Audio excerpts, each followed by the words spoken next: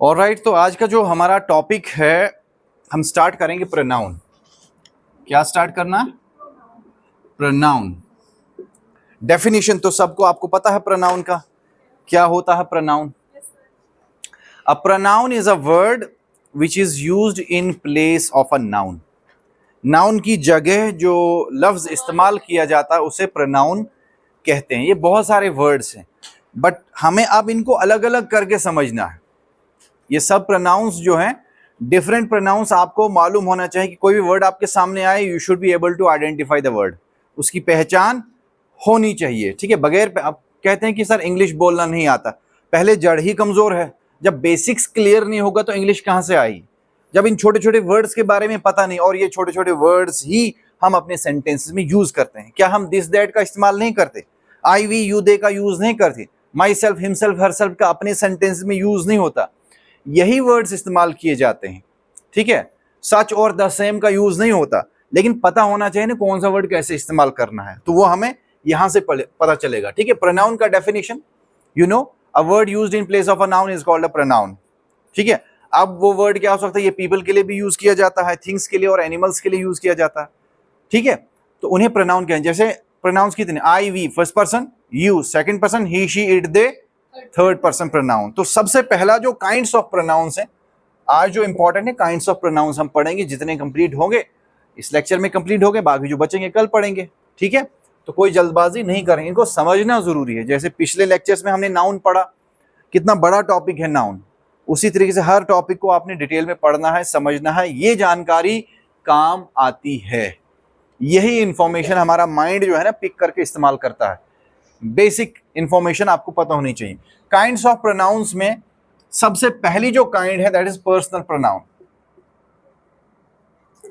Personal, ठीक है। Pronoun आप कह सकते हो या प्रोनाउंस भी हम यूज करते हैं। मैं प्लूरल ही ले लेता हूं क्योंकि एक से ज्यादा वर्ड्स हैं। What are personal pronouns? So personal pronouns are those pronouns which refer to people और थिंग्स, ठीक है। Personal pronouns refer to people और थिंग्स। ये जो प्रोनाउन है व्यक्तियों के लिए और वस्तुओं के लिए इस्तेमाल किए जाते हैं, वही पर्सनल प्रोनाउंस कहलाते हैं, राइट। और ये पर्सनल प्रोनाउंस जो है सब्जेक्टिव यानी नॉमिनेटिव फॉर्म और ऑब्जेक्टिव फॉर्म में इस्तेमाल किए जाते हैं। तो वो प्रोनाउन जो सब्जेक्ट में यूज होता है और ऑब्जेक्ट में यूज होता है, प्रोनाउन हो सकता है ना सब्जेक्ट और ऑब्जेक्ट में इस्तेमाल, क्योंकि नाउन की जगह हमने इस्तेमाल करना है। क्यों प्रोनाउंस का इस्तेमाल क्यों किया जाता है? ताकि रेपिटेशन खत्म हो जाए, वरना बार बार आपको एक ही नाम दोहराना पड़ेगा। यानी किसी शख्स के बारे में लिख रहे हैं आप, तो उसके लिए बार बार क्या लगाना पड़ेगा? नाम लेना पड़ेगा, ठीक है। तो नाम रिपीट करने के बजाय प्रोनाउंस और डिफरेंट काइंड्स ऑफ प्रोनाउंस आप उसकी जगह इस्तेमाल कर सकते हैं। So personal pronouns they refer to people और थिंग्स। अब ये कौन क्या है पर्सनल प्रोनाउंस? इसमें दो तरह के प्रोनाउंस आते हैं, nominative and objective. Nominative pronouns subject में यूज किए जाते हैं और ऑब्जेक्टिव प्रोनाउंस सेंटेंस के ऑब्जेक्ट में इस्तेमाल किए जाएंगे, राइट? ठीक है, समझ में आया? द वीडियो इज वर्किंग, चल रहा है, ठीक है। Okay, nominative pronouns. अब देखिए, सबसे पहले इन प्रोनाउंस की डिफरेंट कैटेगरीज होती हैं। First person pronoun, second person pronoun और थर्ड पर्सन प्रोनाउन। तो वो भी यहीं पर हम समझ लेंगे। सबसे पहले फर्स्ट पर्सन में देखो क्या क्या आता है, आई और वी आता है, ठीक है। आई और वी फर्स्ट पर्सन। ये फर्स्ट पर्सन क्या होता है? What do you understand by a first person pronoun? मतलब बोलने वाला, मुतकल्लिम, कलाम करने वाला, बोलने वाला। जैसे मैं पढ़ा रहा हूं, I am speaking, I am teaching you, I am speaking in front of you. तो बोलने वाला जो होता है उसे फर्स्ट पर्सन कहते हैं, और सुनने वाला सेकंड पर्सन होता है। Your listener is always your second person. और द पर्सन, द पीपल और things about which we talk, वो चीजें या लोग जिनके बारे में हम बात करते हैं, वो थर्ड पर्सन प्रोनाउंस होते हैं। जैसे ही शी इट दे, ये थर्ड पर्सन प्रोनाउन होते हैं। तो फर्स्ट पर्सन में आई वी, सेकंड पर्सन में यू, और थर्ड पर्सन के लिए he, she, it and they. He, she, it और दे थर्ड पर्सन प्रोनाउन होगा। लेकिन ये वाले जो वर्ड्स हैं, ऊपर जो मैंने लिखा I, we, you, he, she, it, they, ये हमेशा सेंटेंस के सब्जेक्ट में इस्तेमाल किए जाते हैं। और ऑब्जेक्ट के स्थान पर ये वर्ड्स, इनमें थोड़ा बदलाव किया जाता है, चेंज हो जाएगा। आई का ऑब्जेक्टिव फॉर्म क्या होता है? मी होता है। वी का ऑब्जेक्टिव फॉर्म क्या होता है? अस होता है। यू का ऑब्जेक्टिव फॉर्म क्या होता है? यू ही रहता है। कहीं पे आपको सेम ही मिलेगा, सब्जेक्ट और ऑब्जेक्ट में सेम फॉर्म। ही का ऑब्जेक्टिव फॉर्म हिम होता है, हिज अलग है। और शी का ऑब्जेक्टिव फॉर्म हर होता है। इट का ऑब्जेक्टिव फॉर्म इट ही रहता है, सेम रहता है। इट का इट ही रहता है, जैसे यू सेम रहा, सब्जेक्ट और ऑब्जेक्ट में सेम रहेगा। दे का ऑब्जेक्टिव फॉर्म देम होता है। सो डोंट गेट कंफ्यूज्ड, आप देम की जगह दियर बोलते हो या देमसेल्व्स बोलोगे, वो अलग प्रोनाउन है। फिलहाल सब्जेक्ट और ऑब्जेक्ट में यही प्रोनाउंस यूज किए जाते हैं, we call them as personal pronouns. ठीक है, समझ आई? और पर्सनल प्रोनाउंस की भी अलग कैटेगरीज हैं। ये वाले जो हैं we call them as first person, ठीक है। यू को हम क्या कहते हैं? Second person. और दीज प्रोनाउंस ये कहलाते हैं थर्ड पर्सन प्रोनाउंस। तो पर्सन प्रोनाउंस भी क्लियर हो गए, इन्हीं को हम पर्सनल प्रोनाउंस कहते हैं। Those pronouns which refer to people और थिंग्स, व्यक्तियों के लिए और वस्तुओं के लिए इस्तेमाल होने वाले जो शब्द हैं, वर्ड्स हैं, अल्फाज हैं, वही कहलाते हैं पर्सनल प्रोनाउंस। क्लियर? ठीक है, सेंटेंस में यूज करके देखते हैं। For example, I teach you. Look at this sentence, मैं आपको पढ़ाता हूं। आई टीच यू, इसमें सब्जेक्ट क्या है? आई सब्जेक्ट फॉर्म में यूज किया गया है। अब यहां पर यू इस्तेमाल किया है किस फॉर्म में? This is the object, right? Object क्या होता है? हाँ, यहां एक्शन, एक्शन जो है, एक्शन वर्ब बता रहा है ना, वर्ब ही बताता है एक्शन के बारे में, काम के बारे में वर्ब बताता है। और जिस चीज पे वो काम हो रहा हो वही ऑब्जेक्ट होता है। जिस चीज पे वो काम किया जाए वो ऑब्जेक्ट होता है। यानी object is the receiver of the action. और सब्जेक्ट क्या होता है? Performer of the action, doer of the an action. काम करने वाले को सब्जेक्ट बोलते हैं, और जिस चीज वस्तु पर काम किया जाए वो ऑब्जेक्ट होता है। समझ आई बात? बात समझे? क्लियर? तो इस तरीके से पर्सनल प्रोनाउंस आपने समझने हैं। मैं मिटा दूं? आप एग्जांपल्स में और भी ऐड कर सकते हैं, लेकिन सब्जेक्ट, और सब्जेक्ट की निशानी क्या है कि सेंटेंस की शुरुआत में यूज किया जाता है, ऑब्जेक्ट वर्ब के बाद आता है, क्योंकि उस चीज के बारे में बात हो रही है, और जो बात करने वाला है वो सब्जेक्ट है। Doer of an action subject, receiver of an action is object. So ये प्रोनाउंस जो है ये पर्सनल प्रोनाउंस है। कौन से प्रोनाउंस है? Personal pronounce. क्लियर? इसके बाद हम आते हैं नेक्स्ट जो प्रोनाउन है, नेक्स्ट काइंड ऑफ प्रोनाउन। अब वो क्या होना चाहिए?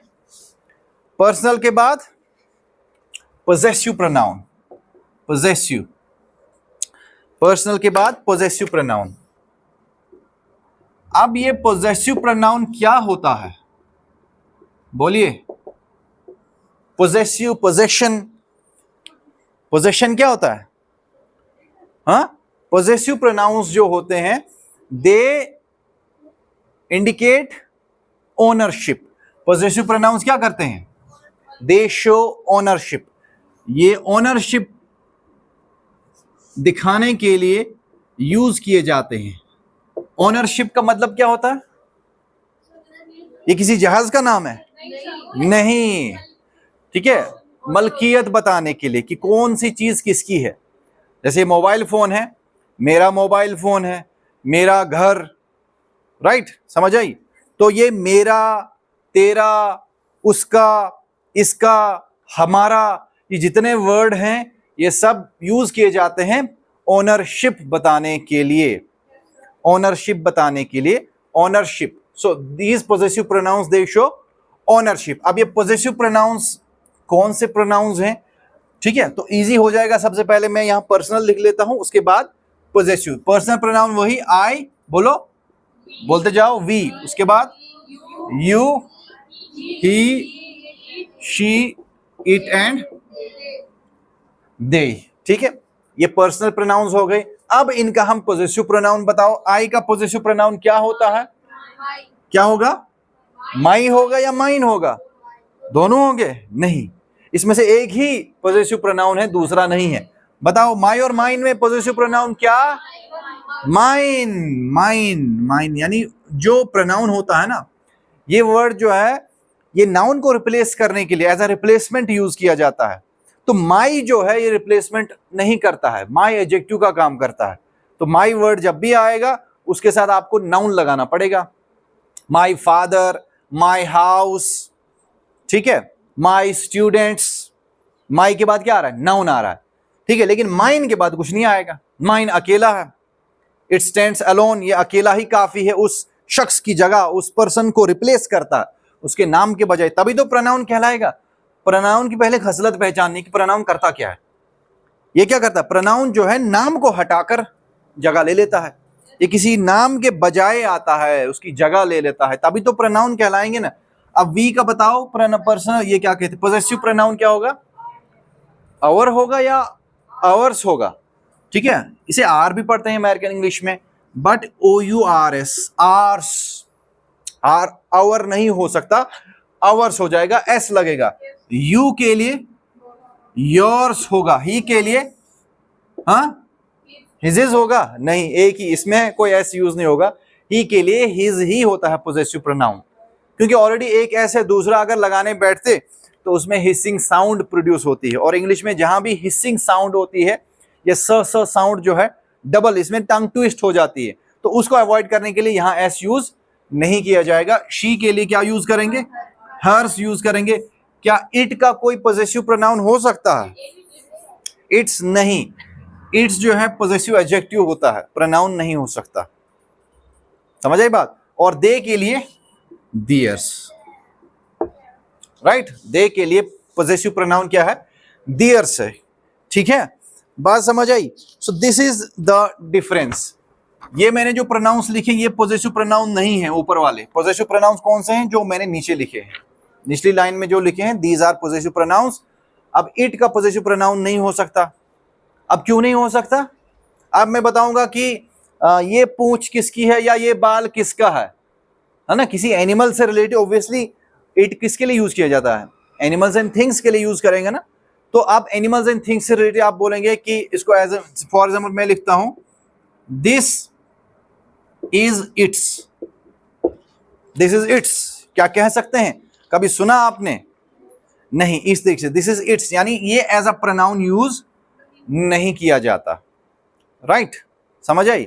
अब इट्स, इसको एज एन एडजेक्टिव यूज किया जा सकता है, राइट, या इट्स टेल, इट्स टेल यानी इसकी दुम, ऐसे आप यूज कर सकते हो। आगे नाउन यूज करना पड़ेगा, नाउन इस्तेमाल करके, और नाउन से पहले जो वर्ड यूज किया जाता है वो क्या होता है?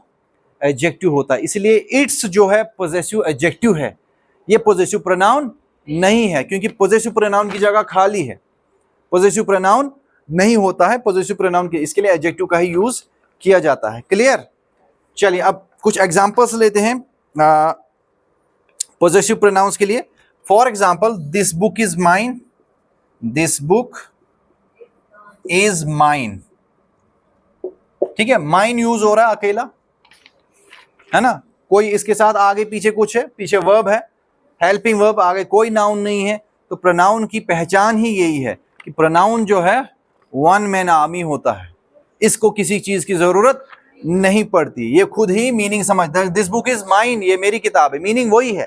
अगर मैं ऐसा लिखूं, this is my book, meaning तो सेम है बट पार्ट्स ऑफ स्पीच बदल गया। अब देखो, दिस बुक इज माइन, ये मेरी किताब है, राइट, और दिस इज माई बुक, दोनों का मीनिंग एक ही निकलता है।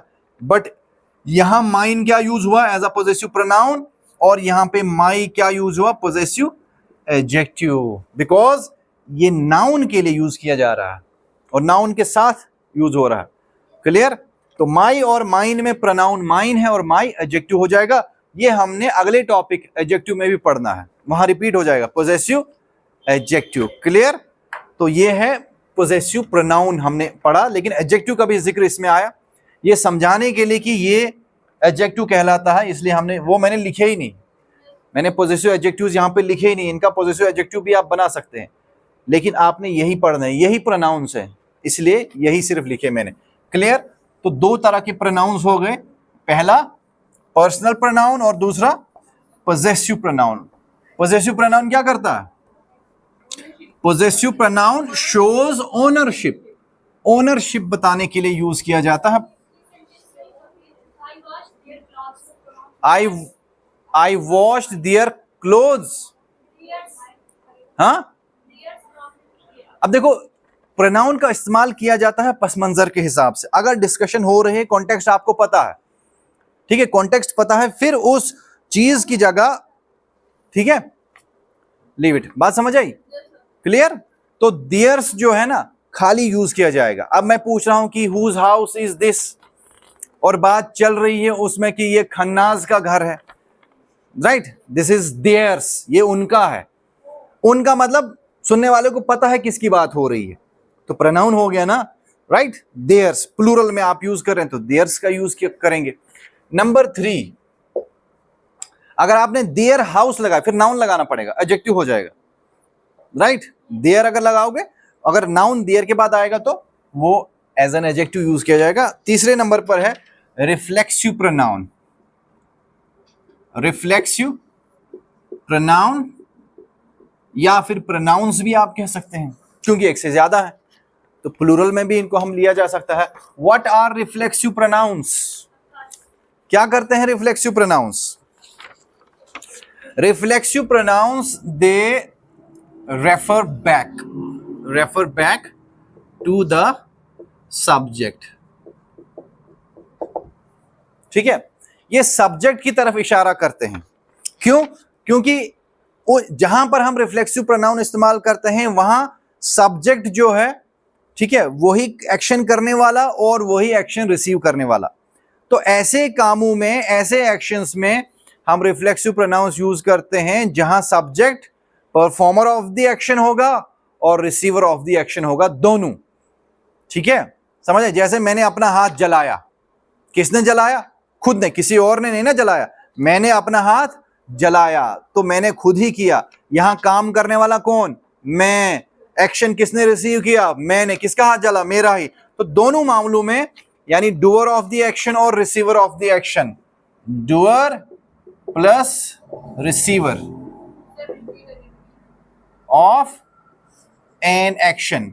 तो जहां डूअर ऑफ एन एक्शन और रिसीवर ऑफ एन एक्शन, काम करने वाला और जिस चीज वस्तु पे काम हो वो एक ही शख्स हो, तब रिफ्लेक्सिव प्रोनाउन। रिफ्लेक्ट का मतलब क्या होता है? रिफ्लेक्सिव, रिफ्लेक्सिस तो आईसाइट के लिए भी यूज किया जाता है, लाइट भी रिफ्लेक्ट होती है, वापस पलटती है, तो ये प्रोनाउन भी पलट के सब्जेक्ट की तरफ ही जाता है।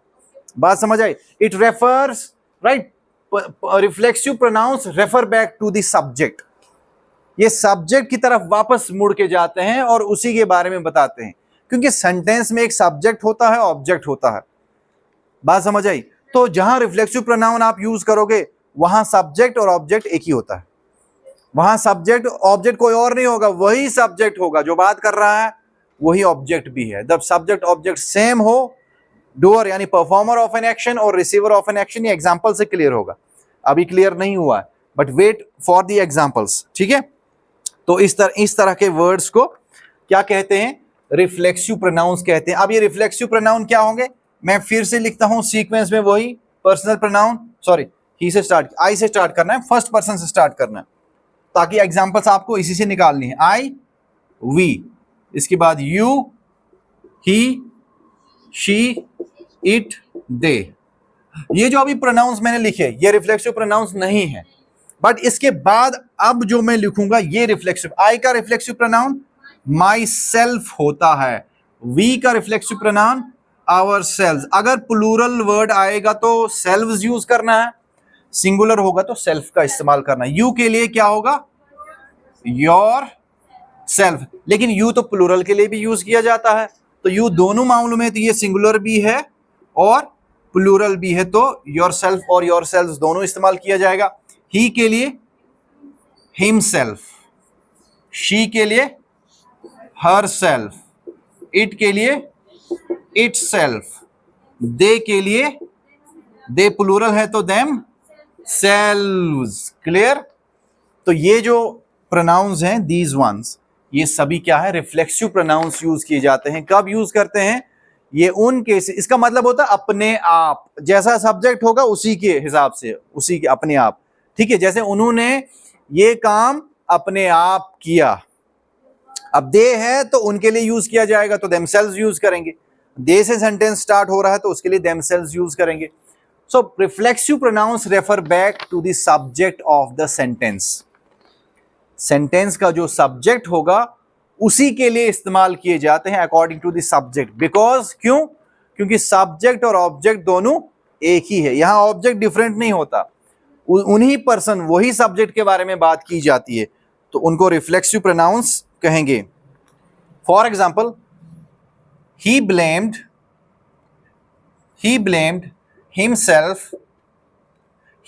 Himself for the mistake. यानी उसने किसको दोष लगाया? ब्लेम तो दोष लगाना होता है, यानी वो किसको दोषी ठहरा? ही ब्लेम्ड हिमसेल्फ, अपने आप को दोषी ठहरा रहा है गलती के लिए। अब बताओ यहां डूअर ऑफ द एक्शन कौन? वही।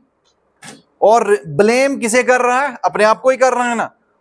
तो हुआ ना कि डूअर ऑफ द एक्शन और receiver of the action subject he same he person है, यानी उसने किसी और को ब्लेम नहीं किया, अपने आप को किया। तो इन मामलों में ऐसी जगहों पे आप रिफ्लेक्सिव प्रोनाउंस यूज करेंगे। ही blamed himself for the mistake, या फिर आई कट माई सेल्फ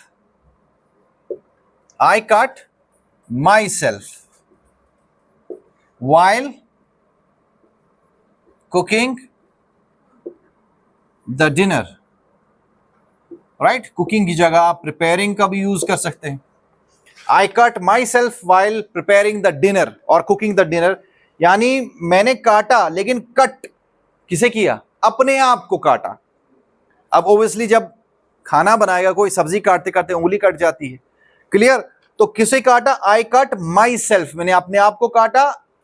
ठीक है, डिनर बनाते वक्त। हाँ, इटसेल्फ का, तो इटसेल्फ तो चीजों के लिए यूज किया जाएगा, राइट? समझ आई बात? तो पीपल के लिए, ये जो है पर्सन्स के लिए use, I, we, you, he, she और दे, ये पीपल के लिए यूज किया जाता है, राइट? और इट जो है एनिमल्स एंड थिंग्स के लिए यूज किया जाता है। अब प्रोनाउन यूज कब करेंगे? पहले नाउन का जिक्र होना चाहिए ना। नाउन का जब बात चलती है उसके बाद ही प्रोनाउन का यूज किया जाएगा। या देखिए for example, it will return, right? Itself, हाँ, it will return itself at the sunset. मान ले आपने कोई जानवर पाला है, घास चरने के लिए चला गया है, अब आप कहते हैं वो अपने आप लौट के आ जाएगा, सूरज ढलते वक्त खुद ब खुद लौट के आएगा। It will return itself at the sunset. ठीक है, वर्ब के बाद आ रहा है, बात समझे? तो इट जहां यूज सेम इसी तरीके से यूज करना है, कोई डिफरेंस नहीं है, बट ये पता होना चाहिए कि इट कहां पे यूज किया जाता है। We use it with animals and things. Humans के लिए इट का इस्तेमाल थोड़ी करेंगे, किसके लिए? ह्यूमंस के लिए और प्रोनाउंस है ना, I, we, you, he, she, they, ये हैं, पीपल के लिए यूज किए जाते हैं। But for things we use one pronoun, that is it. Clear? Call नहीं लेनी है ठीक है, कॉल को चलने दो, रिकॉर्डिंग भी चल रहा होगा। ठीक है, रिकॉर्डिंग चल रहा है, बस रिकॉर्डिंग होने दो। क्लियर? हाँ, नोट कर लो फटाफट। ठीक है, मैं ऊपर ये मिटा देता हूं। तो ये तीसरी कैटेगरी है रिफ्लेक्सिव प्रोनाउन की। लेकिन रिफ्लेक्सिव प्रोनाउंस के साथ साथ एक और कैटेगरी है प्रोनाउंस की, एम्फेटिक प्रोनाउन। एम्फेटिक प्रोनाउन यही शब्द, लेकिन इस्तेमाल करने का तरीका अलग, यही वर्ड्स लेकिन अलग तरीके से इस्तेमाल करेंगे। एम्फेटिक, क्योंकि वर्ड ही बताता है कि एम्फेटिक का मतलब क्या होता है। एम्फेसिस क्या होता है? एम्फेसिस, टू मेक, जोर देना। अब यहाँ एम्फेटिक प्रोनाउन में जोर किस पे दिया जाता है? सब्जेक्ट के ऊपर। और जब सब्जेक्ट के ऊपर जोर देकर अब पुख्तगी से आप सब्जेक्ट के बारे में कुछ कहेंगे, तब एम्फेटिक प्रोनाउन का यूज किया जाएगा। ये मिटा दूं? चलिए, अब हम next number is number 4 I think, right? Number 4। चौथे तरह का जो प्रोनाउन है वो है emphatic, right? EMPHATIC, emphatic pronoun. ठीक है, 5 आज करेंगे, 5 कल कर लेंगे। लेक्चर लंबा क्यों करना है, शॉर्टकट आराम से इनको समझना है। आप रिवाइज करिए, रिपीट करिए। If there are some questions कल आप पूछिए, ठीक है, to clear your doubts. Emphatic pronoun या एम्फसाइजिंग प्रोनाउन भी आप कह सकते हैं। अब एम्फेटिक प्रोनाउन क्या करता है? It is used to emphasise the subject, subject पे जोर देने के लिए इस्तेमाल किया जाएगा, तो एम्फेटिक प्रोनाउन कहलाएगा। Used to emphasise the subject of a sentence, right? Emphatic pronouns are used to emphasize, EMPHASI, emphasize the subject of a sentence। किसी भी सेंटेंस के सब्जेक्ट के ऊपर अगर आपने जोर दे के बात करना है तो वो एम्फेटिक प्रोनाउन कहलाएगा।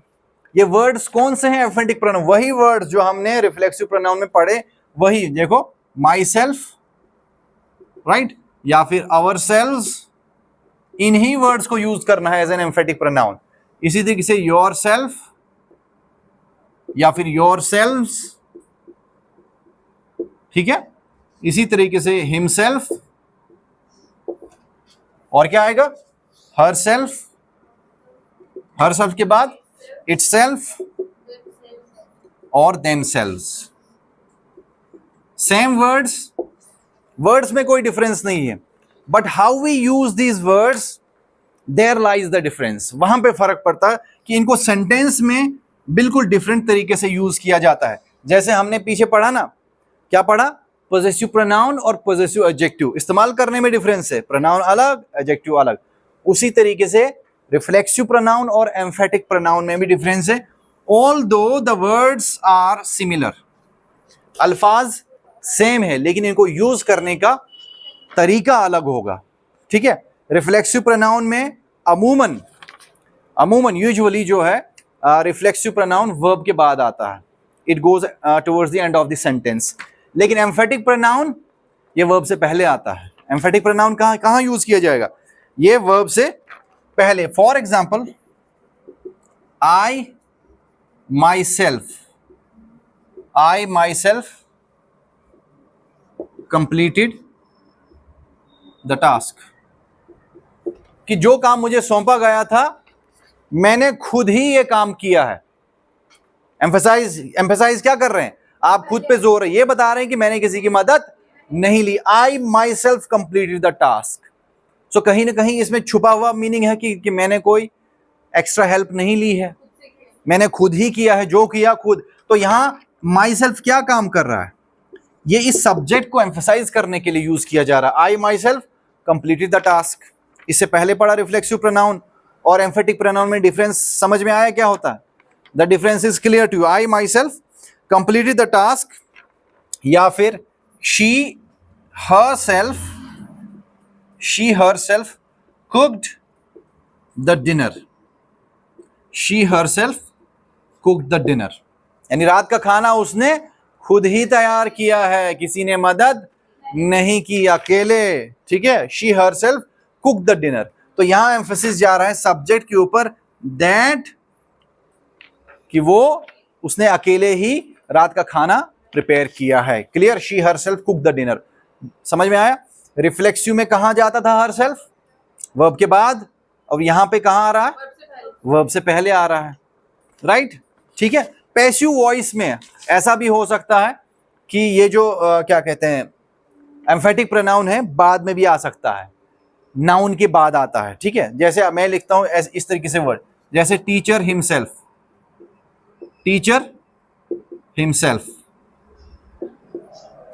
ठीक है? नाउन के साथ भी यूज किया जा सकता है, ये भी एम्फेटिक है, ठीक है? But the teacher himself was present. अब यहां क्या आ रहा है? Was present. अब ये पैसिव वॉइस में आ रहा है, तो पैसिव वॉइस में थोड़ा ये आगे भी जा सकता है, right? It is not compulsory. Active and passive voice का मतलब समझ आता है? एक्टिव वॉइस में क्या होता है? सब्जेक्ट, वर्ब और ऑब्जेक्ट होता है। पैसिव वॉइस में उल्टा हो जाता है, जो ऑब्जेक्ट है वो सब्जेक्ट की जगह ले लेता है और सब्जेक्ट ऑब्जेक्ट की जगह ले लेता है। तो उस मामले में पैसिव में, ठीक है, ये इसकी पोजीशन चेंज भी हो सकती है। Clear? So these words they are called emphatic pronouns, the same words जो हमने पिछले वाले में पढ़े। कौन से? Reflexive pronouns. रिफ्लेक्सिव क्यों कहते हैं उनको? Because they hit back the subject, they right go back to the subject, या रेफर बैक भी आप कह सकते हैं। तो वो रेफर करते हैं, सब्जेक्ट के लिए यूज किए जाते हैं। क्लियर? तो उनमें और इनमें डिफरेंस क्या है कि यहां बात पर, सब्जेक्ट पर जोर देने के लिए इस्तेमाल किया जाता है, वहां ये बताने के लिए रिफ्लेक्सिव में यूज किया जाता है कि यहां सब्जेक्ट जो है और ऑब्जेक्ट भी वही है, सब्जेक्ट ऑब्जेक्ट सेम है, door of the action and receiver of the action same person है, वहां कोई अलग अलग चीजें नहीं होती। अमूमन सब्जेक्ट और ऑब्जेक्ट अलग अलग होते हैं, लेकिन रिफ्लेक्सिव प्रोनाउन जब आप यूज करेंगे तो अलग नहीं होता। सब्जेक्ट जो है कोई एक्शन कर रहा है वो अपने आप पे ही लागू होता है, वो किसी डिफरेंट ऑब्जेक्ट के लिए यूज नहीं किया जाता। Emphatic, after emphatic we have next pronoun that is demonstrative pronoun. Number 5, how much time do we have?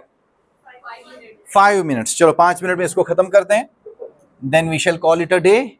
ठीक है, 5 आज, 5 कल पढ़ेंगे। Demonstrative, DEMONSTRATIVE, demonstrative pronouns. ठीक है, डेमोन्स्ट्रेटिव प्रोनाउंस। क्या काम है डेमोन्स्ट्रेटिव प्रोनाउंस? क्या ये वर्ड खुद ही बताता है। डेमोन्स्ट्रेट करना क्या होता है? दिखाना, इशारा करना। जब आप दिखाएंगे कि कौन सा, वो रहा। ठीक है, अब कोई चीज पास भी हो सकती है, दूर भी हो सकती है। अब कुछ ऐसी चीजें हैं जो पास चीजों के लिए आप किसी वर्ड से इशारा करेंगे, तो उन्हीं वर्ड्स को डेमोन्स्ट्रेटिव प्रोनाउंस कहते हैं। ठीक है, so demonstrative pronouns they are used to point out specific things. Specific people के लिए भी यूज किए जा सकते हैं, स्पेसिफिक पीपल और थिंग्स, यानी ये चीजों को दिखाने के लिए यूज किया जाता है, उनको पॉइंट आउट करने के लिए यूज किया जाता है। Demonstrative pronouns point out specific people और थिंग्स, और इसीलिए वो क्या कहलाते हैं? डेमोन्स्ट्रेटिव कहते हैं, because they identify, these pronouns they identify a person, place, animal or thing. Means demonstrative pronouns they are used to identify people, right?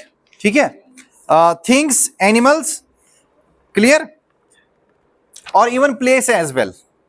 ठीक है, person, place, animals and things को identify करने के लिए, दूसरे बंदे को दिखाने के लिए कि भाई क्या, ठीक है, समझ आई? कि हम बोलते हैं ना this that, for example demonstrative pronouns में ये वाले वर्ड्स आते हैं, जैसे this, that, these, those, such, the same. This, that, these, those, such और the same. Clear? Okay, this, that, these, those, such और द सेम। ठीक है, सच और द सेम जो है डेमोन्स्ट्रेटिव एडजेक्टिव्स में हम इनको पढ़ेंगे। यहां मत लिखिए दिस, दैट और दीज और दोज, आप याद रखिए जो चीजें पास हों दिस का यूज किया जाएगा, जैसे दिस बॉटल।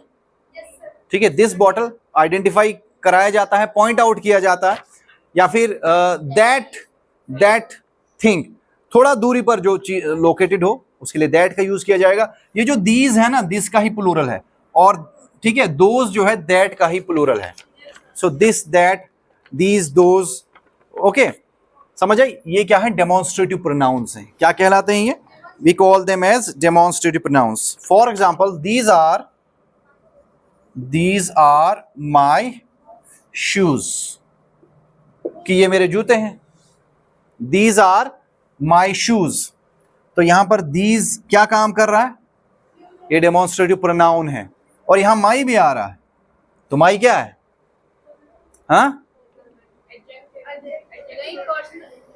माई क्या है? माई शूज, आगे शूज नाउन है, ये नाउन हो गया, तो माई क्या है इसमें? चलो हमने पढ़ लिया कि डेमोन्स्ट्रेटिव प्रोनाउन दीज है, दिस, दैट, दीज, दोज। माई बताइए क्या है? एडजेक्टिव है। कौन सा एडजेक्टिव है? possessive adjective, क्योंकि बता रहे हैं ना कि मेरा, तो मेरा, तेरा, इसका, उसका, ये बताने के लिए possessive pronouns और adjectives का यूज किया जाता है। बट यहां पर ये adjective है because we are placing it before a noun, और नाउन से पहले जो वर्ड यूज किया जाता है वो क्या कहलाता है? वो एडजेक्टिव कहलाता है। क्लियर? या फिर this is my book, this is my book. अब दिस यहां पर देखो क्या है? डेमोन्स्ट्रेटिव प्रोनाउन है। दिस इज प्रोनाउन तब कहलाएगा कि जब इसके बाद वर्ब होना चाहिए। नाउन अगर लगा लिया तो एडजेक्टिव हो जाएगा। जैसे क्या लिख रहा हूं, ठीक है, माई शूज आपके सामने, अगर मैं दिस बुक लिखता हूं, दिस बुक, अब बताओ दिस क्या है? अब ये एडजेक्टिव हो गया। ये क्या हो गया? एडजेक्टिव हो गया। डेमोन्स्ट्रेटिव एडजेक्टिव कहलाएगा, ये प्रोनाउन नहीं होगा। प्रोनाउन में क्या है कि इसके बाद वर्ब होना चाहिए। अगर इसको डेमोन्स्ट्रेटिव प्रोनाउन एज यूज करना है तो इस तरीके से यूज करना है। क्लियर? डेमोन्स्ट्रेटिव एडजेक्टिव अगर इस्तेमाल करना है तो दिस बुक इज माइन ऐसे लिखना पड़ेगा। दिस बुक इज माइन, तो माइन यहां पर प्रोनाउन हो जाएगा, वो भी पॉजेसिव प्रोनाउन। तो इन वर्ड्स को पहचानना, आइडेंटिफाई करना जरूरी है। ठीक है, तो इसी के साथ आज की क्लास हम यहीं पर समाप्त करते हैं। This brings me towards the end of my talk. Thank you, have a nice time. इसको रिपीट करना, अच्छे से पढ़ना, कंसेप्ट्स क्लियर होने चाहिए, तब चीजें आसान हो जाती हैं।